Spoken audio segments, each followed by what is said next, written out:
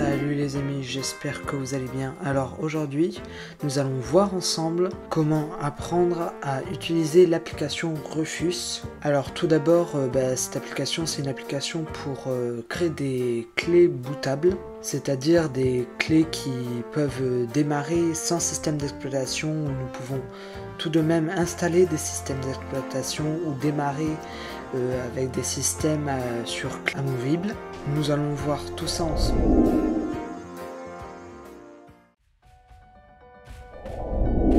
Avant d'utiliser le logiciel, il faut d'abord le télécharger et l'installer. Donc allez sur votre navigateur et tapez Rufus. Ensuite, vous allez aller sur la page officielle de Rufus. Vous arrivez sur cette page, donc là vous pouvez faire français ou une autre langue, vous descendez, et là il y a la page, il y a l'onglet téléchargement, et vous téléchargez, vous regardez la dernière version qu'il y a, pour l'instant c'est la version 3.15. Vous voyez qu'il y a la version d'installation et la version portable. En vérité c'est la même chose, donc prendre la version portable ou d'installation parce qu'elle est forcément portable. Donc nous allons télécharger la version classique comme celle-ci et nous allons après l'installer pour faire toute la présentation.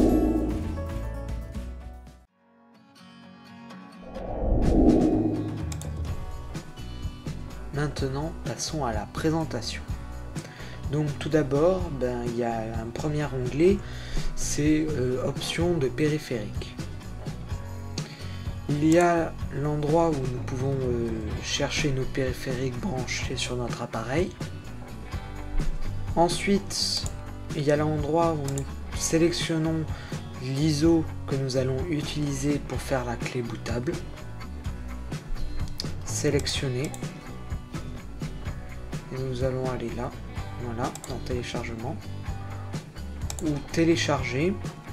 Même si c'est une option pas très améliorée, donc pas recommandée. Ensuite, les fonctions avancées, on va pas trop s'en servir. Vous pouvez lister les différents disques durs si vous voulez faire une clé bootable en format disque dur, ça sera la même chose. Ensuite, option de formatage. Après avoir branché le périphérique et mis une ISO, il va vous proposer un nom de volume, un nom de votre clé USB. Vous pouvez le modifier ou le laisser tel quel. Ensuite, après l'unité d'allocation et les systèmes de fichiers, on va pas trop y toucher. On va laisser comme C. Ensuite, formatage avancé, on laisse aussi comme C, on ne touche pas.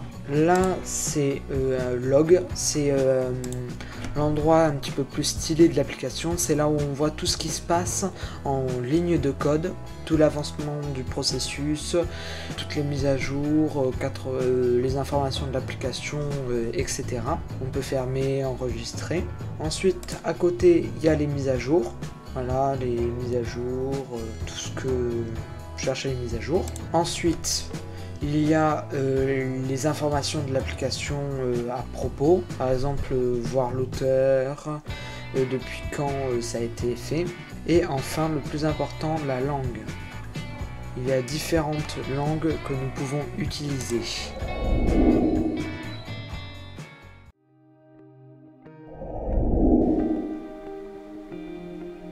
Maintenant que vous savez parfaitement utiliser Rufus, nous allons créer la clé bootable. Cette clé, je me suis un petit peu amusé et je me suis dit, peut-être et pourquoi pas, faire une clé bootable Windows 11. Parce que vous le savez, il y a Microsoft a créé un nouveau système d'exploitation Windows 11. C'est le successeur de Windows 10. Donc tout d'abord, il va falloir insérer notre périphérique, notre clé USB. Je vais la brancher sur mon ordinateur. Et normalement, il va me proposer la clé USB directement. Donc moi, c'est une clé USB de 32 Go. Ensuite, après ça, il faut sélectionner l'ISO de Windows 11. Donc on fait sélectionner.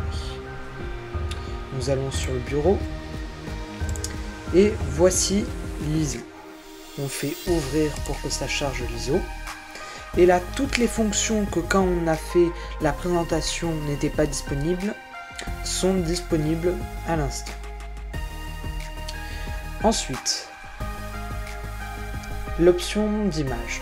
C'est une installation standard de Windows, donc nous allons rester comme ça.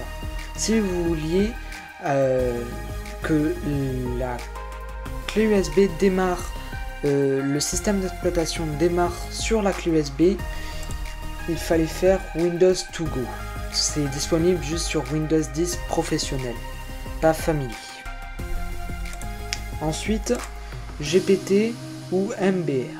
Alors, ça, c'est la différence entre votre carte mère. GPT, c'est pour les systèmes de carte mère BIOS UEFI. Et MBR, c'est BIOS ou UEFI. Moi, j'ai un UEFI, mais si vous voulez que ça soit compatible pour BIOS et UEFI en même temps, eh bien c'est mieux de faire MBR. Ensuite, les options de paramétrage, on s'en fiche, on va pas s'en servir. Maintenant, on arrive, comme je vous avais dit tout à l'heure, le nom du volume. Il vous en propose un, mais vous pouvez le changer. Moi, je vais reprendre celle qui est ici. Windows 11 Dev FR. Donc, je n'ai pas touché au nom du périphérique de ma clé USB. Ensuite, il y a NTFS, il me le met de base, donc on n'y touche pas. Là non plus, l'unité d'allocation, on n'y touche pas. Formatage, là non plus, c'est pas utile, il le fait correctement. Et ensuite, pour la dernière option, c'est démarrer. Donc maintenant, nous allons faire démarrer. Et là, il dit que Rufus va supprimer toutes les données qu'il y a sur votre périphérique. Donc si vous aviez des choses auparavant, eh bien pensez bien à tout enlever pour rien perdre. Donc on va cliquer OK. Là il est en train de supprimer toutes les partitions, il est en train de supprimer toutes les structures MBR et GPT. Et donc là il est en train de recréer la clé USB numériquement. Ça va prendre un petit peu de temps, donc je vais vous mettre ça en accéléré.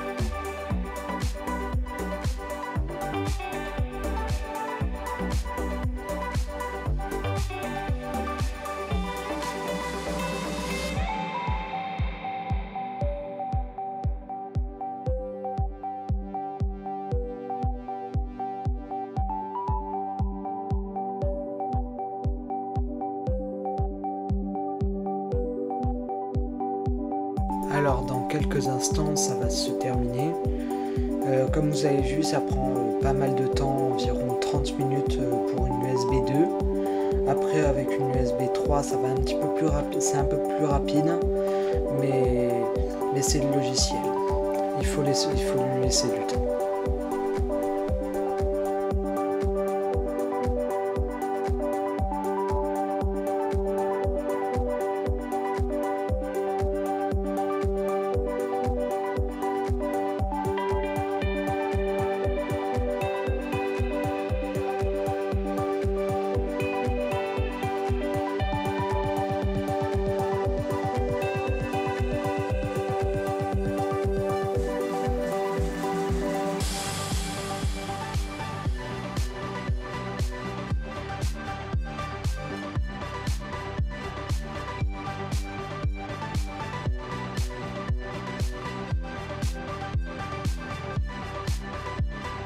Donc maintenant c'est bientôt à la fin. Il fait les derniers petits fichiers. C'est les fichiers pour par exemple, les fichiers pour le lancement sur un ordinateur avec le BIOS sans système d'exploitation ou d'autres petites choses comme ça.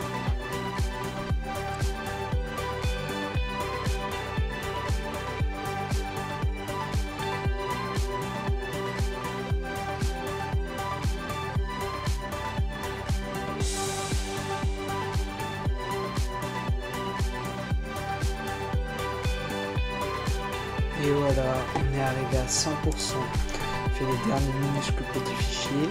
Et après, on pourra fermer l'application et voir ce qui s'est passé sur la clé USB.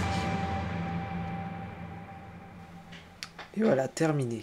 Donc on va fermer l'application, on n'en a plus besoin. Donc ça a duré 35 minutes. Voilà.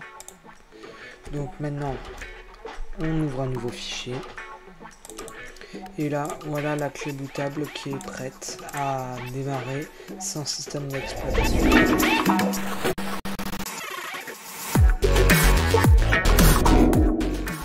Donc voilà, merci d'avoir regardé cette vidéo jusqu'à la fin. J'espère que vous avez bien aimé. Si vous avez d'autres questions, vous pouvez me les dire en commentaire. N'hésitez pas à aimer cette vidéo et à partager cette vidéo aussi. Et bien sûr, de vous abonner.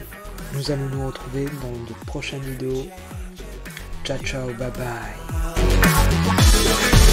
Nothing ever stays the same.